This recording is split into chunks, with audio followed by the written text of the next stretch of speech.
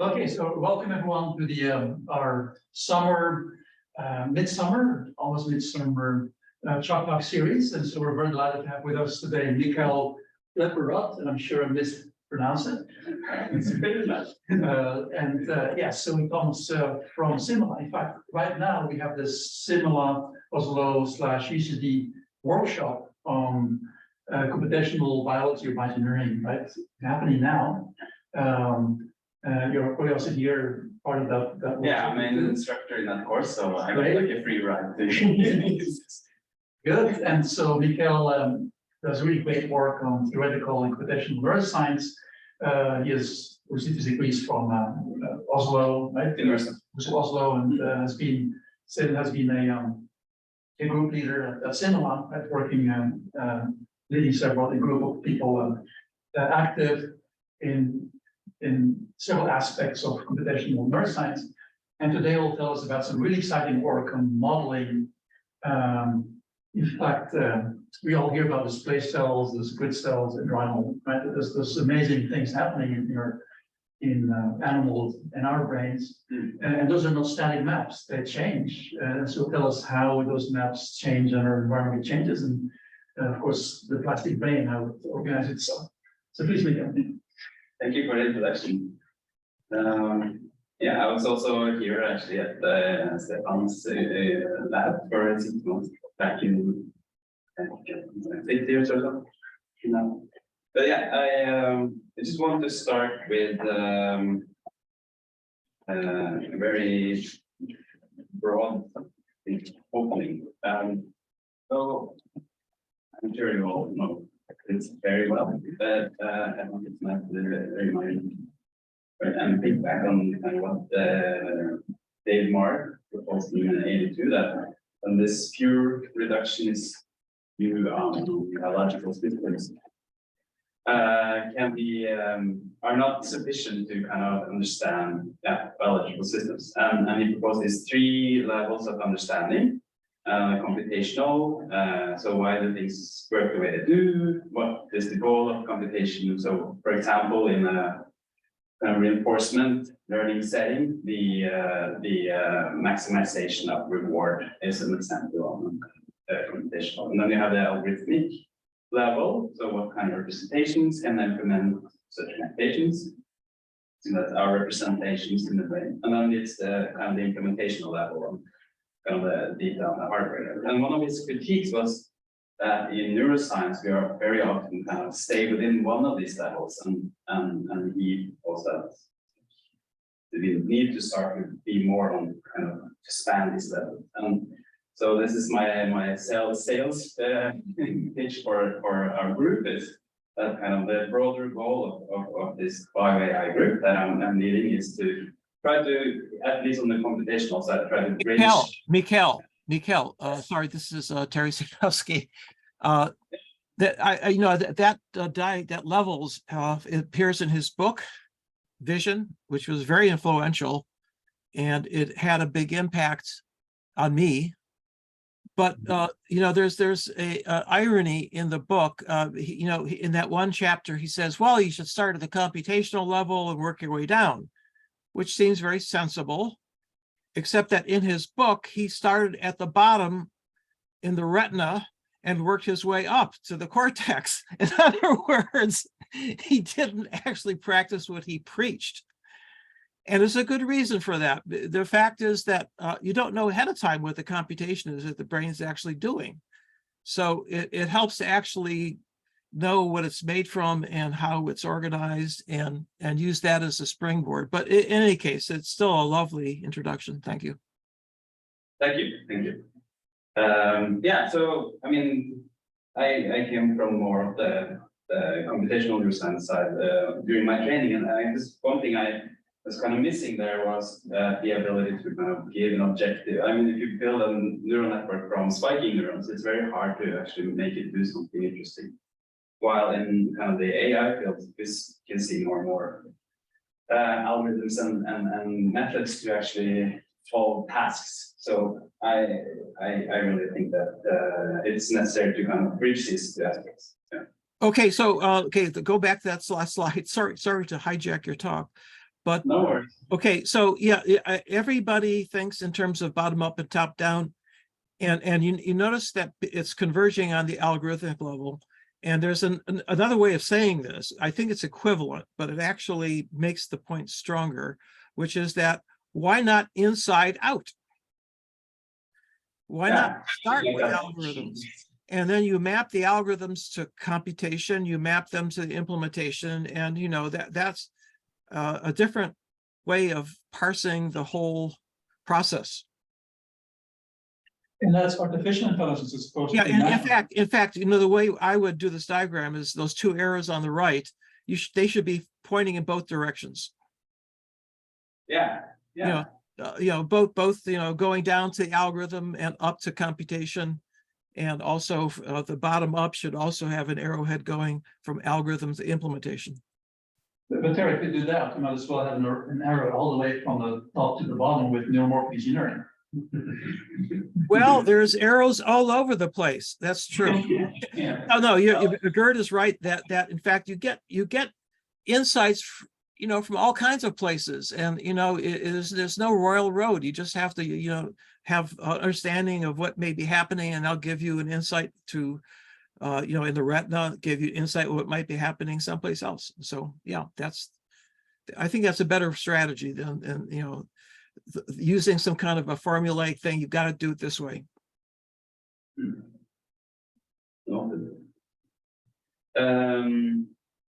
Yeah.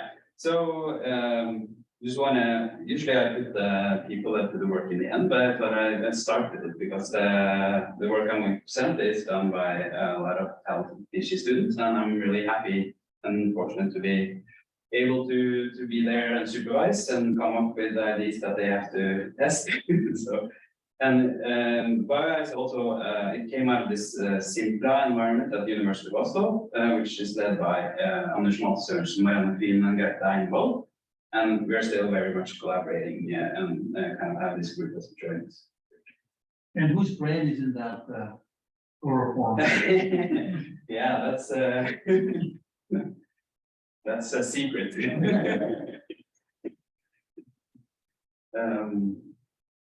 Yeah, so one of the kind of an overarching kind of question that have been guiding us a lot when writing graphs and studying project is this kind of question on how humans can abstract and reuse knowledge, and it's definitely a hallmark of human intelligence. And so this is a picture of my daughter.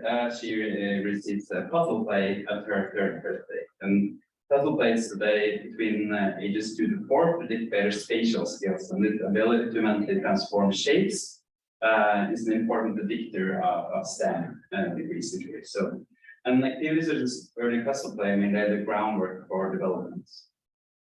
And it's one of these, I would say, types of cognitive flexibility and abilities is the structural inference, and that was kind of proposed very early by Tolman when he his experiments were of this latent learning, where animals were experiencing a maze without any goals, and then when inserting goals, he observed that these animals were faster, or they learned more effective the goal location after experiencing the maze. And there are several kind of examples. So one is the latent learning on the left, and then you have this maze where you have 2 types of rewards, and you can learn, the animal can learn both rewards before, while being satiated, and then when hungry or thirsty, it will choose the right. And then you have this classic maze where the animal learns the location in a maze with like one arm, that this C, and then it uses the knowledge it learns in that maze in order to make an inference in a new maze here on the side. And it picks the right arm because the shortest arm to the goal. And it's been suggested like now fairly recently that this is a type of structural inference where you can use kind of you learn the structure of the task you're in, and then you use that in order to do this inferences on kind of novel relationships that you haven't experienced, and this concept can be kind of taken from this spatial navigation setting, over to other kind of relational problems, such as a family tree, that you don't have to know all the relations. If you know the structure of a family tree, you can do the inferences on unknown or unexperienced relationships without just from the structure, basically. And some of the brain areas that are found important for these tasks are the hippocampus and ventral cortex. I just want to kind of make a link to this to the binding problem, because there is in order to kind of do these types of structural inferences, you have to, I mean, when you experience the world, you have to segregate these different types of input. You get kind of spatial input, and you get sensory input from different types of things, and you have to segregate these representations and then compose these into kind of novel combinations in order to do the inference. And this kind of compositional generalization is kind of widely believed in AI, the field of AI, that this is lacking in most of the algorithms and methods that we have. And compositional generalization is different from this conventional generalization, in that where you train and test on the same type of distribution, but compositional generalization is a type of out of distribution generalization, where there is aspects of the training distribution that you can reuse in this in the test case, but it's still not the same distribution. And I think many would agree that if you can sort of find a way to make systems generalized compositionally, it would open up for a new kind of type of machine learning methods, which would be very applicable. So this is one of the reasons I think is kind of understanding the kind of what is a cognitive map in brains and in mice, that in order if you can understand how animals use the kind of structural do the structural inferences that could give us some insight into how to build better data. So that's kind of this relationship that I tried to draw in the beginning. When I mean, the concept of a cognitive map is very it's conceptually useful because it's very easy to think about a map, but what it really is not really well defined, at least not formally. But there are many suggestions. So Tolman, he described it as this kind of systematic organization of knowledge that spans all domains of behavior. And then you have this O'Keefe and Nadell kind of mapping dialogue in place cells, flexible representations of spatial environments. And you have the suggestion that it's neural networks that encode spatial information, or it's an internal model that helps in navigation, planning, and decision making. Or broader learning and memory systems within the brain. It's supposed to support various functions. And so it's a little bit, we find that it would be more helpful to have a more formal definition, and we will propose a formal definition of it later and see kind of how that can help. But before doing that, I will just talk a little bit about the spatial cells in the hippocampal area that are believed to form cognitive map. And there we find these place cells, the grid cells, and there's been found now locations of animals. There's head direction cells, object vector cells, reward cells, boundary vector cells, and goal direction cells, among others. And the way we discover or measure these neurons is that we implant an electrode and measure single cell behavior. And in the spatial task, it's fairly easy to kind of plot the activity of neurons as a function of the location. So here we see the recording of a grid cell, and you're throwing, see the experimentalist throwing chocolate crumbs into the environment, and the animals just randomly foraging for it. And one hallmark of these spatial cells, especially place cells and grid cells, are that they remap. And so when you put an animal into like make it familiarize in one environment, and then you take the animal over to like a different room or something like that, and then you can observe that the place cells have what is called a global remapping. So if you have an ensemble of place cells, they so in the next room they form this kind of or you can see that they are permuted basically, and so it seems to be a random permutation. And you can also observe this kind of partial remapping, rate remapping, and geometric remapping.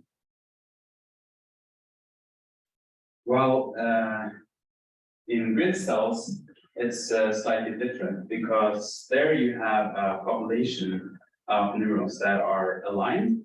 So if two grid cells are close, have their firing fields very close in space, and then experience a novel environment, you would see that the relative position between these cells are maintained while they realign, so they can either shift or rotate. So you will see kind of the spatial correlation between from the room A and going back to going to a new room B and going back to room B. And you see that it's the same. We have this kind of memory. It's the same response in room A, but then in room B there's a spatial shift. And very recently, it's been found that these, if you look at this large ensemble of grid cells, you can see that they form in their state space. They form a toroidal structure, and then so when you think about kind of remapping in this setting, then the kind of relative position between two neurons on the toroid would be remain. So the structure of the toroid remains, but there is a shift across environments. But the relationship between these between place cells and grid cells is not really determined. It's been kind of proposed fairly long time ago that place cells were driven by grid cells, and because there are bidirectional synapses going between the frontal cortex and the hippocampus, so but both can be true, and there are kind of evidences that you can kind of use as arguments in kind of both ways, I think.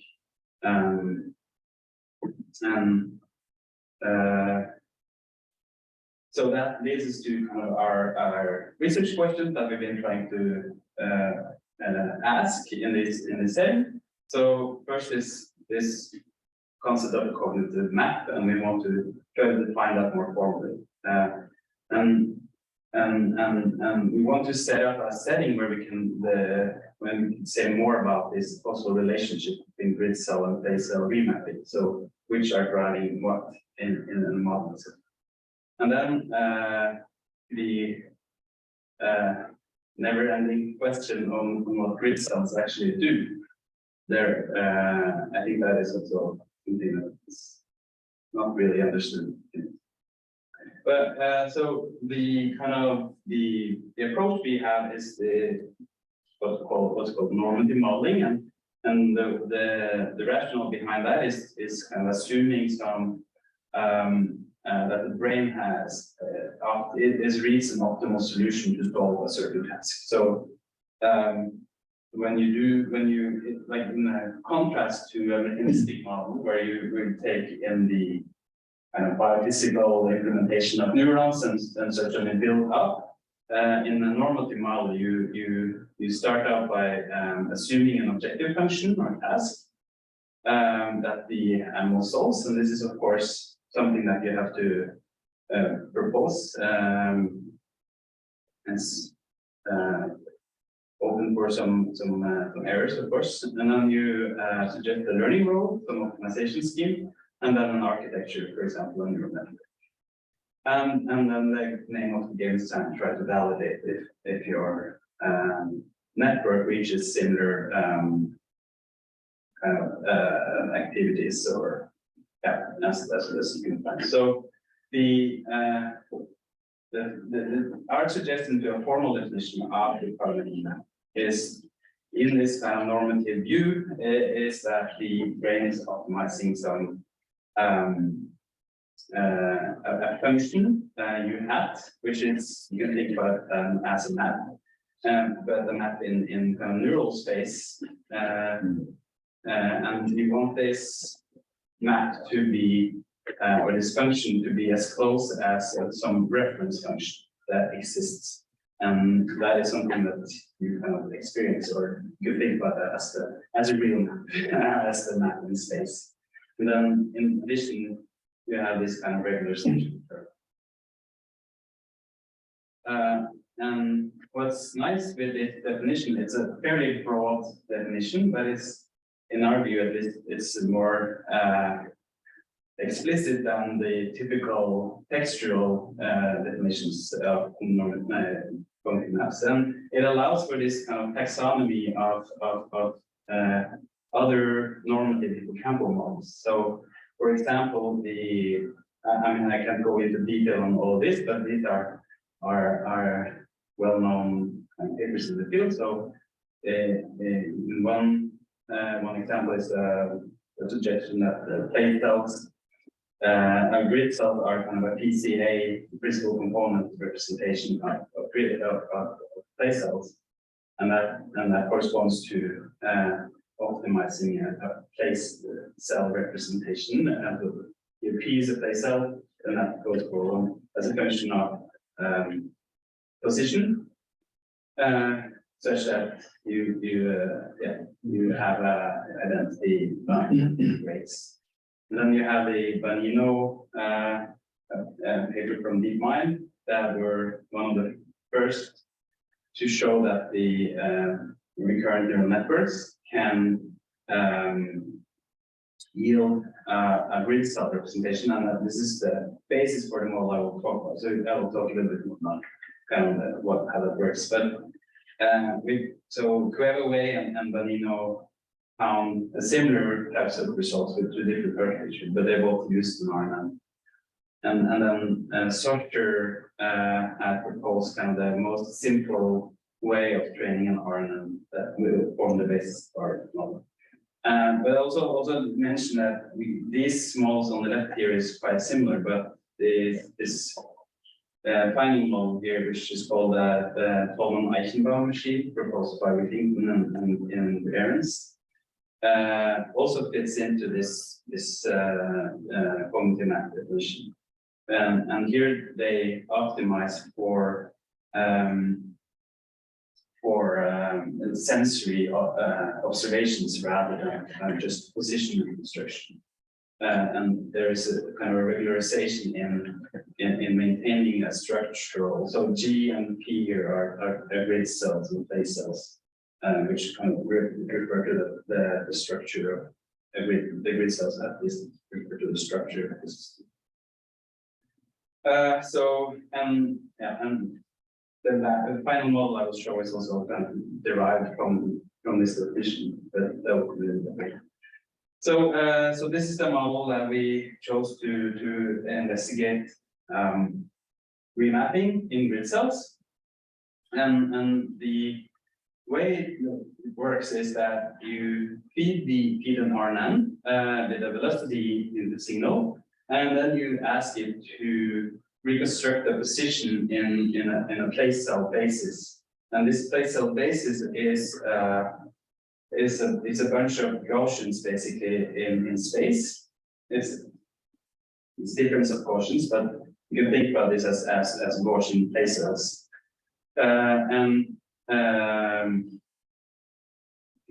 So you define kind of a set of centers, and then the agent has to kind of report its position as a linear combination of these place cells. So it doesn't report Cartesian coordinates directly. Do you see, so if you have different Gaussians there, then you should have like extra knot firing around your grids? Yeah, it's around the outer here. They go a little bit like this, and Can you see examples of that in grid cells themselves? that would be in place cells. So no, that's a current kind of discussion ongoing, whether this is whether or not this is a good model. And yeah, it would be difficult to say directly that the place cell has its shape, but if it would be a combination of some like, for example, next selector and together with an inhibitory neuron, you could probably construct such a representation. Yeah, but a good question. That's not really solved, I think. Mikkel, Yeah. just maybe you will get to this. Let's say remapping toroidal cell. Yeah, that's that will come. Okay. That will come. So this is the title of the paper. So I just yeah. Yeah, I should have said that. But yeah, It only showed the toroids earlier, right? yes. Yeah. Do we understand it correctly? That's basically you look at this pattern, Yes. which is cyclic somewhat, right? Cyclic in space, and then you can just visualize it as this toroid. Yeah. So, but the toroids is made up of a population of cells. So when I say toroidal cells that are part of the toroid, their kind of common contribution gives the toroid. It's a population, activity or state space population. Yeah. But so this is an example of kind of the output of a model like this. So if this is a plot of the hidden nodes in the RNN. Yeah. So I mean, it's an RNN radio activation. This is the sigmoidal, or this is the difference of Gaussians over a linear projection of the hidden nodes, and the loss is this cross entropy loss over place cell outputs, and there's the L2, or this could be from is the weight representation. So this is we plot all the grid cells, or the hidden nodes, their activation in space. You see something like that. So you see some greedy type neurons, and you see quite many that are just not doing anything. Some are firing all over the place, and there are different types of responses and balances. So we removed all these cells with no activity, and also these cells with a high activity we removed because they were making the system more unstable. That is a different story, so I will not talk that much about it. But there are ways of getting to kind of remove them with activity regularization. But for now, we're only focusing on the grid cells and band cells, and that look more like the biological process. So what we did to model kind of remapping in the setting is that we define the environment by their the place cell distribution. So you can take you make one place cell ensemble, and then you permute to make a new environment. So and then what we did was to train the system simultaneously to reconstruct position in all these environments, and then we could look at First of all, of course, that you actually manage to learn how to navigate in multiple environments, and that it did. If you look at the decoding error here, it works quite well. And what we also see is during training, so these dashed lines here are corresponding to these rows. So when the system converges to a good solution, the grid cells emerge as well. And if you take one grid cell in one environment and then you plot the same cell in another environment, they are still grid cells. So this gives us the then ability to see if they actually remap and if they form this kind of toroidal structure that is structurally solid across these immunities. But in order to separate all these different types of new kind of tuning curves in space into clusters of spatial response groups, we made a new type of clustering. It's not a new type of clustering methods, but we clustered in a new way, I guess we would say. So what we did is that we took a rate map and we computed the autocorrelation. And then we rotated the autocorrelation by increments. And then we got for each cell like a spectrum of the rotational autocorrelation as a function of rotational angle. And then we applied clustering algorithms, so the scan and yeah, there's kind of a list of clustering methods to use in order to kind of get a good separation. But This is just clustering in Fourier space, or is it more sophisticated than that? yeah, it's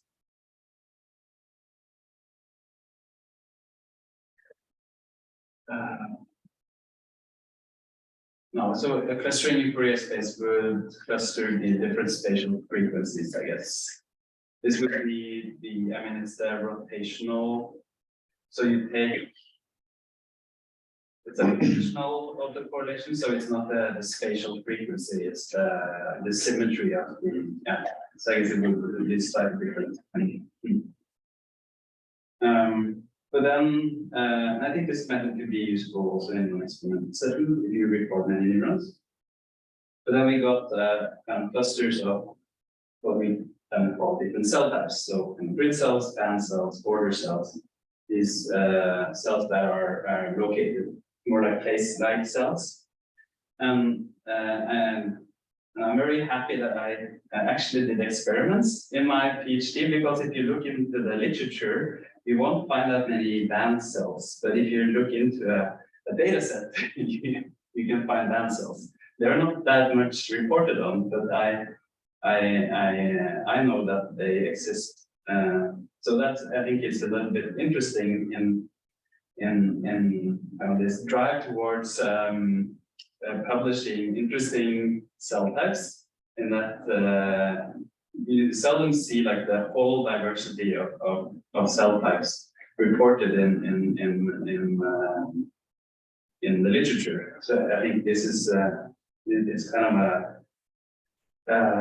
so I think from these types of results you can get suggestions that we should look at more of diversity in recordings.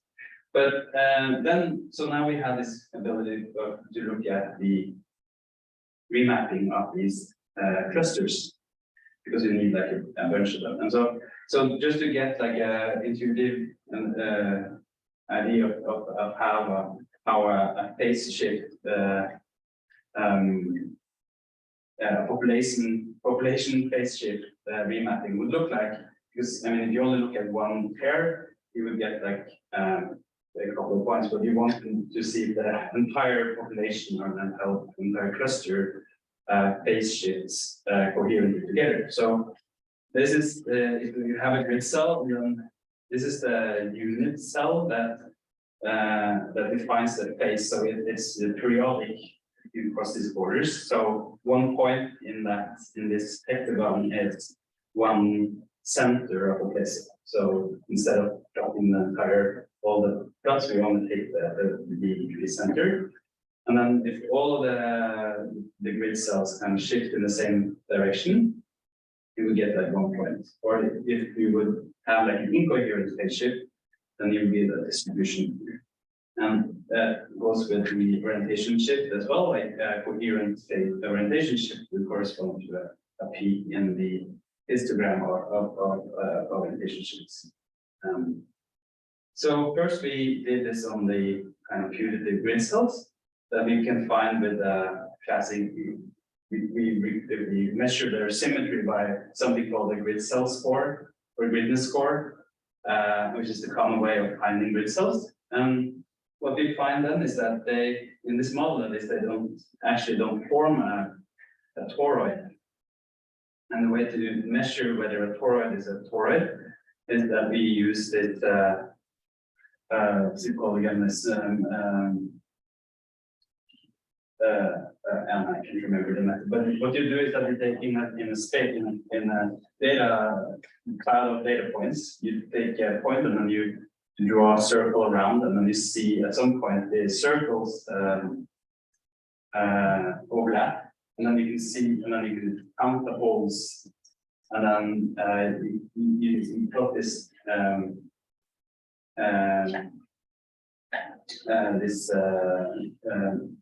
you plot how many increases of this surrounding the hole is intact, and then you can get what's called the Betty barcode, which is an indication of the topology of the structure. And the toroid has persistent homology. That's the so you have the toroid has a 1-to-1 Betty barcode, which would be 1 dot in the blue from the blue dot here, and 2 from the purple, and then 1 again from the red. But you don't really see that here, and you can also see it visibly that the toroid is not really active. But it seems that they have a coherent phase shift with some noise, of course, and there's the kind of a zero but fairly coherent orientation shift. And the reason why we think this is zero is that it's kind of defined by the head direction cells that we model. So they are always the same. So one hypothesis that we have now, which would be interesting to test in an experiment, is whether or not the head direction cells actually drive the rotational shift in grid cells. But that's a working hypothesis. Yeah, and we only find, I haven't talked about that, but the grid cell comes in multiple modules with different spacing. But this model only shows one module, so that's also good. I mean, if you know the field a little bit, that's been a discussion within these models. But so could you explain what the side lobes? See, this periodic structure in angle, I guess, and in here, yeah, the side. The side lobes, these. down. They're down, yeah, so you have the main peak and then you have the peak swings. Yeah, These, yeah, okay, sure, yeah. Yeah, good question. I guess that's yeah, I'm not entirely sure what they are. They do correspond to some neurons shifting. and the periodic structure is more clear in the one on the right there, right? This one? Yes. Yeah, this is a zoom in into this structure. The periodic. This may be not. Because this is the more of the rotational symmetry, I guess. So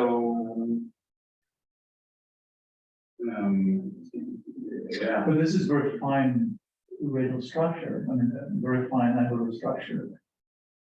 It's hard to say all this in terms of pi or Yeah.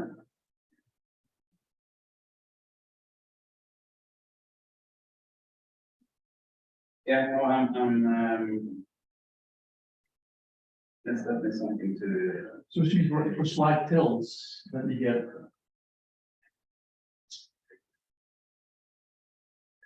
I guess in the grid, if you look at the grid line, different angles, you see even structures that.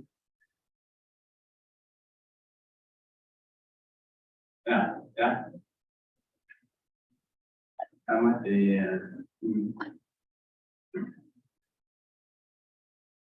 but yeah, so, can I show you? Yes. I think what we were then interested in to see some of the other clusters that we found actually generate a toroid, and what we found was this actually that these band cells form toroid. So here you can see this blue. There's a blue dot here, which corresponds to the H0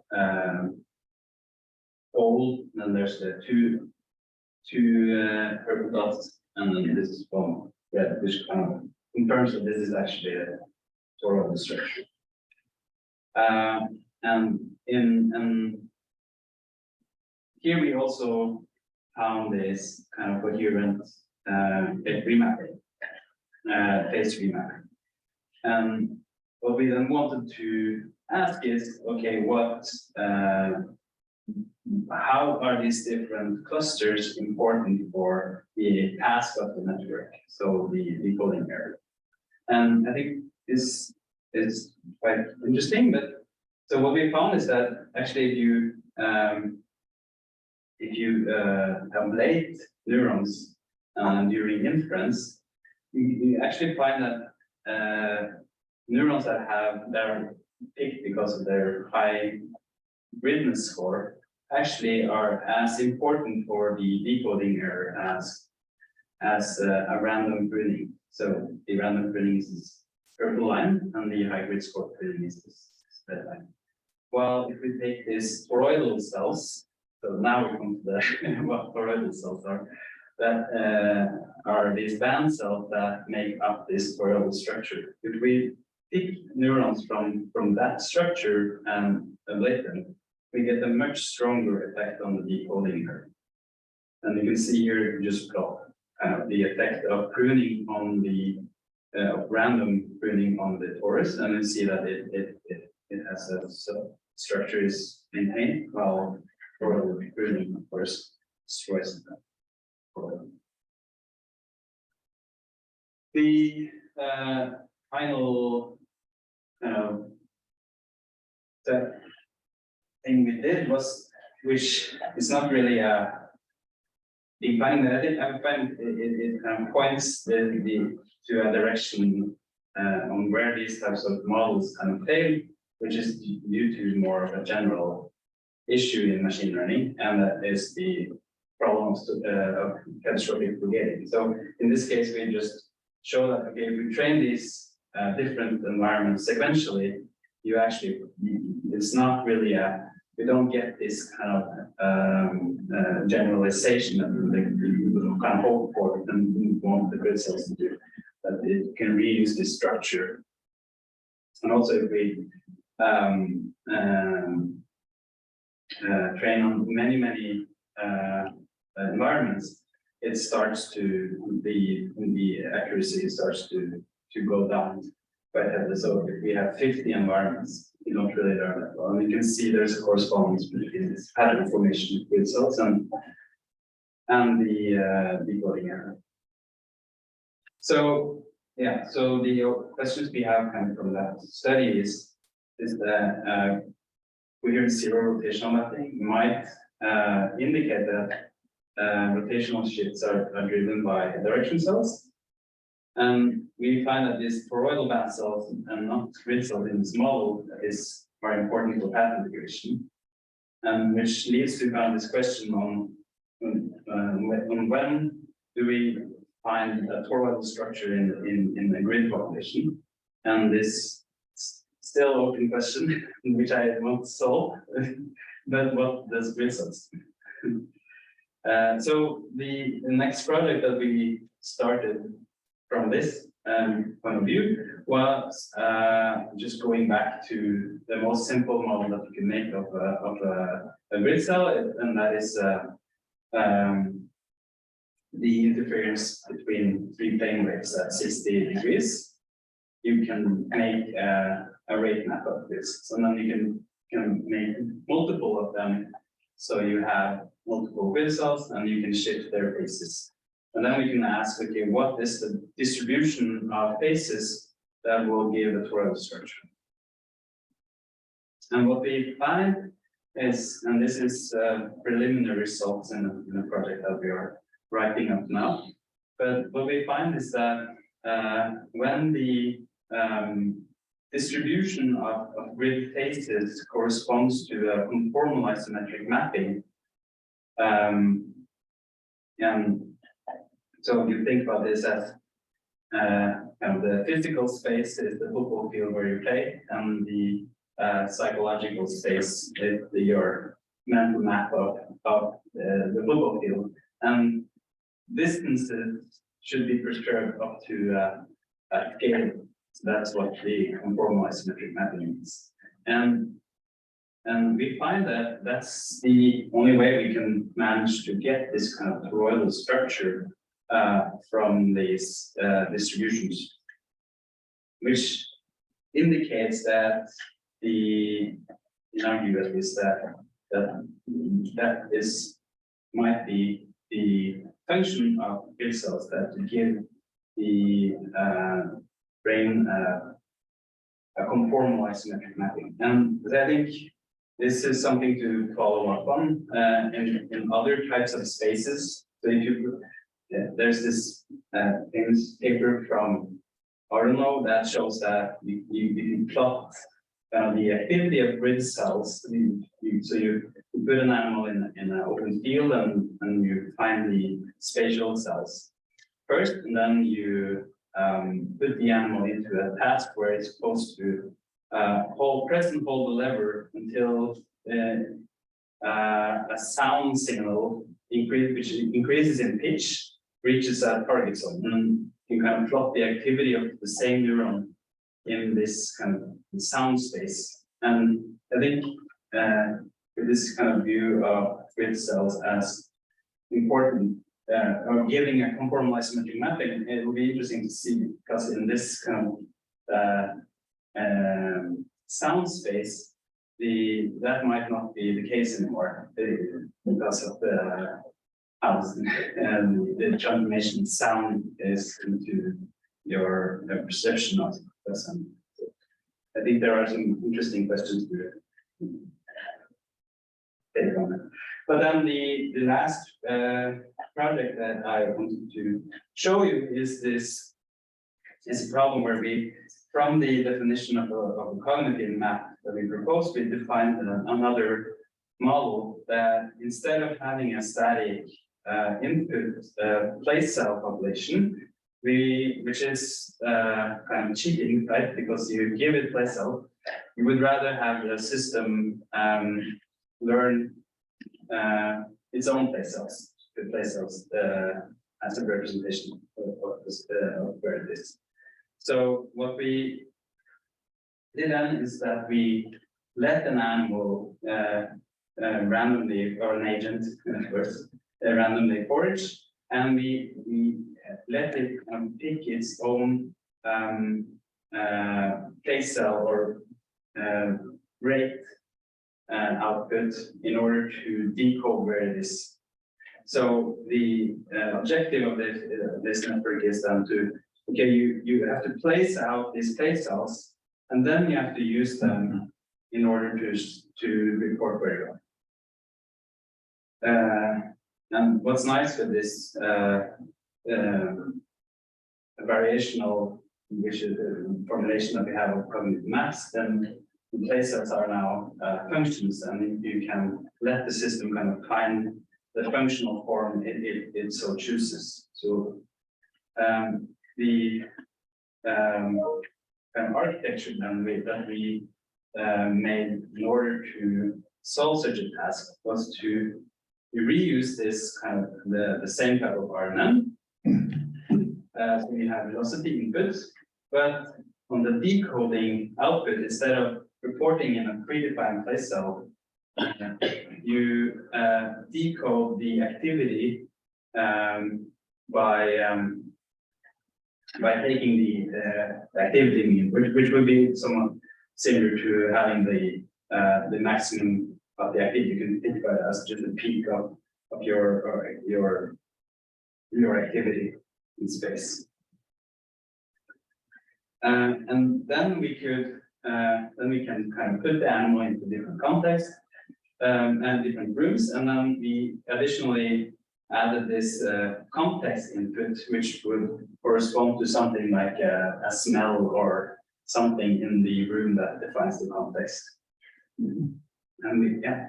I have one question. How about the time? You don't consider the time in the model? Yes, so it is that. So it is a recurrent network.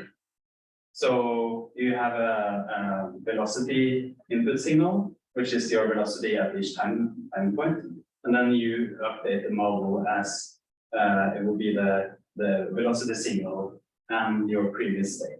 But you consider the constant velocity, or No. cells they have different velocity? The velocity is randomly generated from we have a rat simulator, which is an agent that just it randomly walks around. It's a random walk with some extras just to make it not go through walls, basically. But it generates a random velocity signal. Yeah, which the system has to integrate.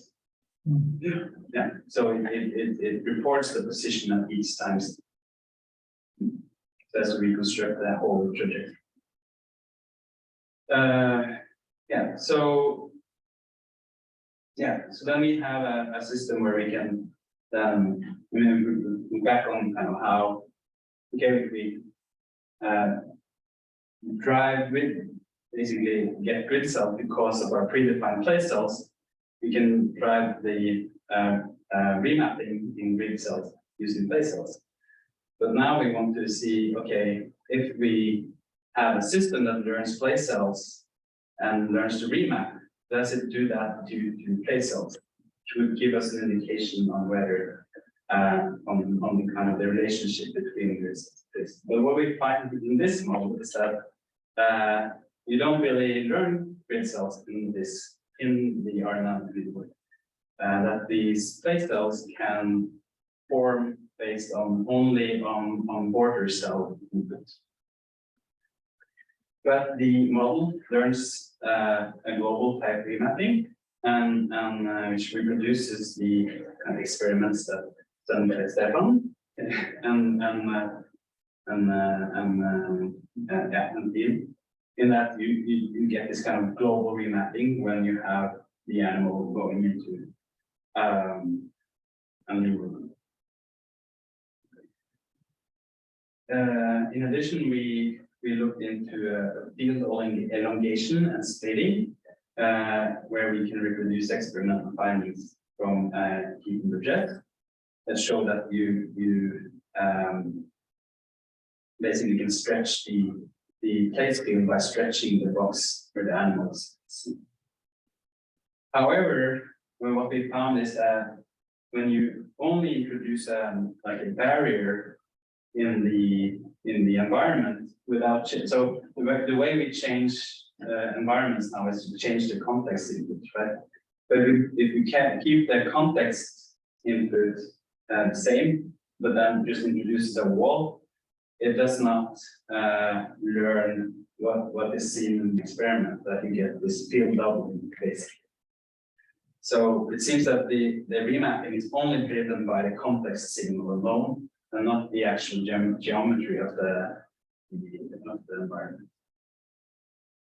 So I think I'm closing in on the end here. So to sum up, what we have learned so far is we are fairly happy with this kind of formal definition of cognitive map. support multiple modes of remapping, and we find that these are an advanced cells for Trolley structure, and they are stable across familiar environments, and they are the most important for pattern recognition. But we are unable to extend those models into novel environments due to catastrophic behavior. And we propose that grid cells might support this flexible cognition might be connected to grid cells through this kind of conformal isometric mapping. That's a big statement, but it's a working hypothesis at least. And then we have proposed a model with dynamic plate cell formation, and it also supports remapping, but it relies on border cells, not grid cells. So our take home from this now is that grid cell remapping rely on plate cell, vice versa, which is interesting, I think.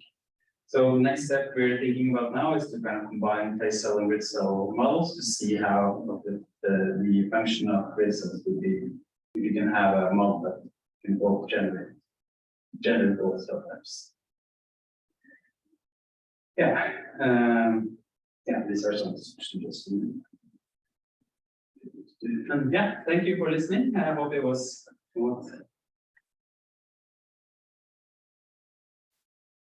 Hi, Mikkel. Yeah, thanks very much. I have a suggestion. I put into the chat a reference to a paper by Tanya Sharpie, who's a colleague here at the Salk. And what she has done is analyzed the spatial representations of place fields for hippocampal data, and just asked the question, what's the geometry? I think that in your models, you've assumed Euclidean geometry, right? In other words, the distances are Euclidean. Yes, yes. And what she found was that it's actually hyperbolic, it's curved. And it has a very interesting structure. It's a little bit like a tree rather than a grid, which is what you see in one of the figures you showed. But it might be that if you just change the geometry and reproduce everything, that it might be even more explanatory, for some of the things that you're looking at. It's just something to take a look at. So, Absolutely, definitely. Thank you for suggesting. We would suggest that if you're looking closer at the grid, section of the grid, would it say 3? Yes. I'm not sure if I can quite follow that. Now, those grid patterns that we see, the beautiful grid patterns, they will actually have a tree-like structure. It's no, you have to look at the geometry, how the geometry changes with distance. It becomes in the central part of the space, it's fairly sparse, and then it becomes much more, the resolution gets higher. But, take a look at the paper because it's not intuitive.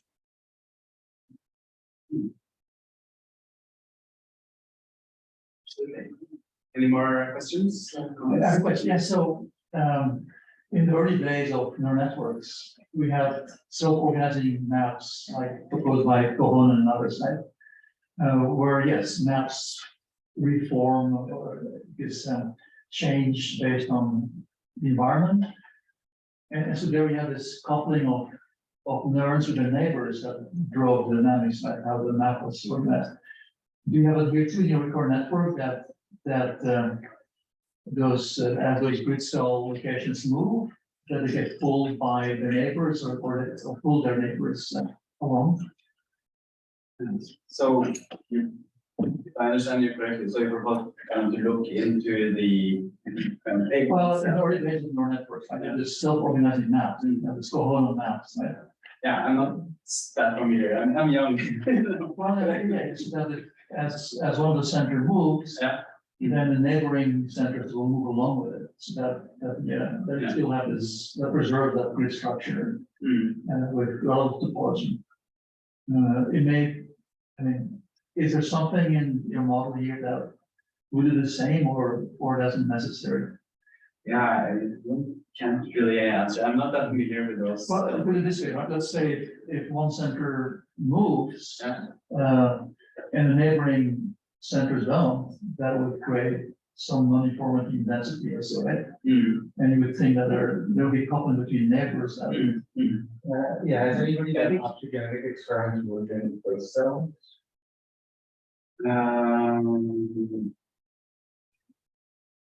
There are stimulations on place cells to kind of force remapping, I think. But I haven't seen anywhere you can also, where they also looked at the grid cells during such a population.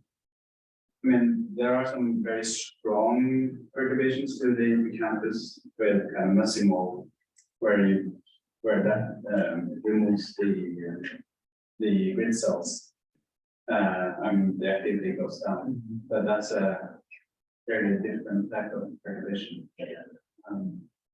But I think I can answer somewhat.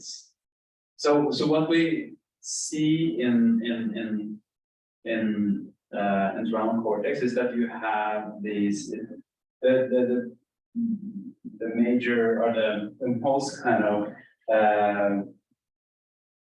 the most believed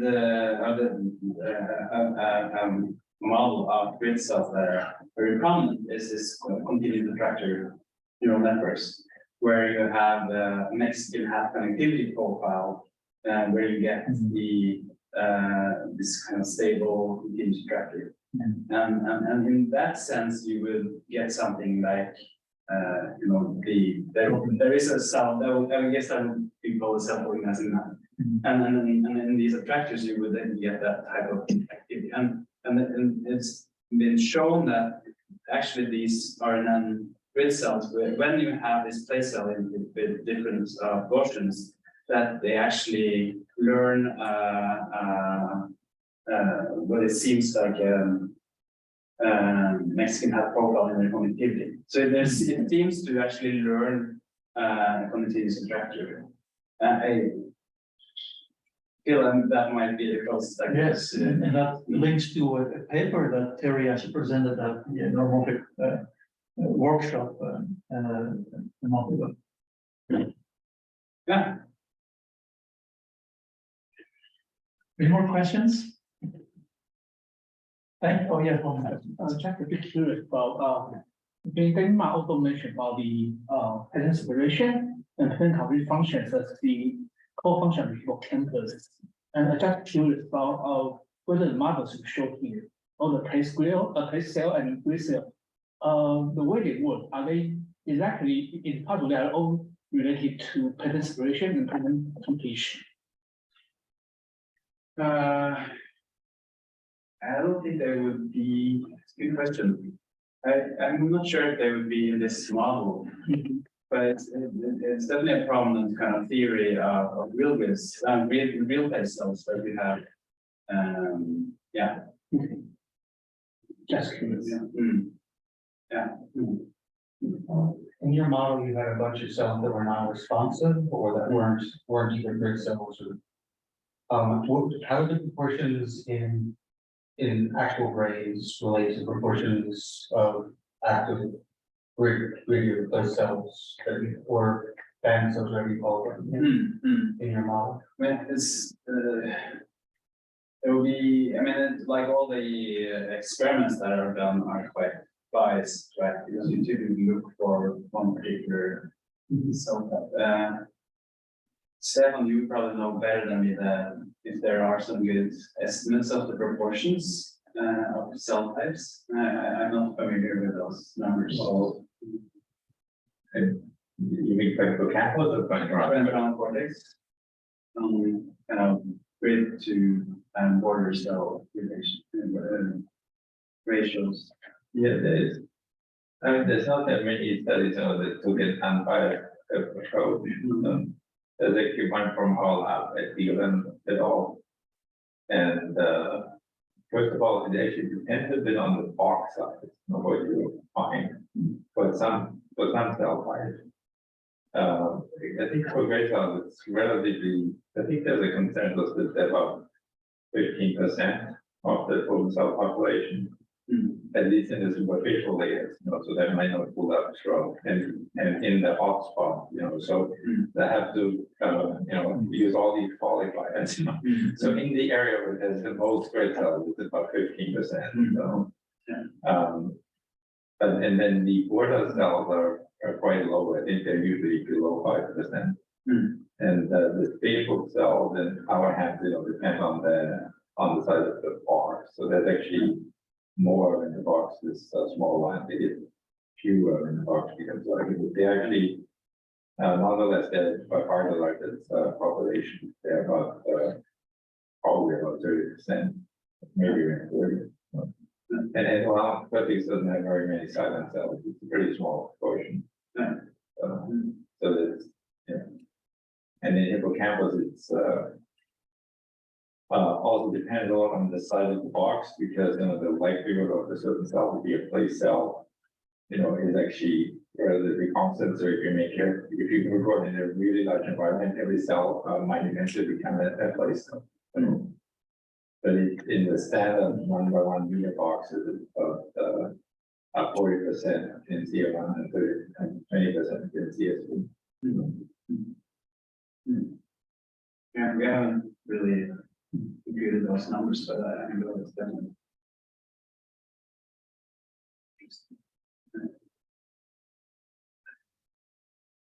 More questions here or over Zoom? Well, thank you very much. Welcome to stage for Suki. We're about to go. Get out of here.